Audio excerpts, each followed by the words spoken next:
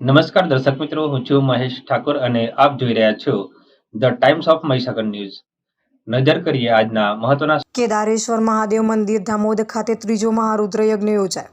વીરપુર તાલુકાના જાણીતા વેપારી પંડિતજી પરિવાર તેમજ નિખિલ પટેલ પરિવાર દ્વારા દામોદ ખાતે આવેલ કેદારેશ્વર મહાદેવના મંદિરના સાનિધ્યમાં ત્રીજો મહારુદ્ર યજ્ઞ યોજવામાં આવ્યો હતો, જેમાં ઋગ્વેદ, યજુર્વેદ, સામવેદ અને અથર્વવેદના વિદ્વાન બ્રાહ્મણોની ઉપસ્થિતિમાં ચારેય વેદની ઋચાનું વિધિ વિધાન મુજબ ગાન કરવામાં આવ્યું હતું.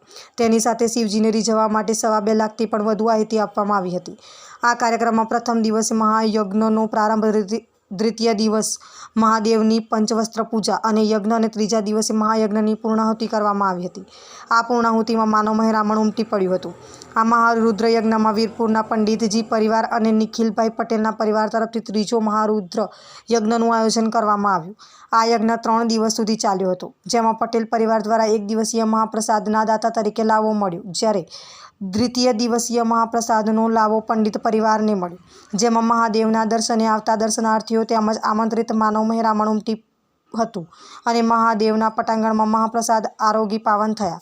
તેમજ યજ્ઞમાં જિલ્લા, તાલુકા સહિતના અગ્રણીઓ તેમજ મહાઅનુભવો ઉપસ્થિત રહ્યા હતા. આપના વિસ્તારના પડે સમાચાર જોવા માટે અમારી channel The Times of Mahisagar ન્યૂઝને લાઇક, શેર અને સબસ્ક્રાઇબ કરો.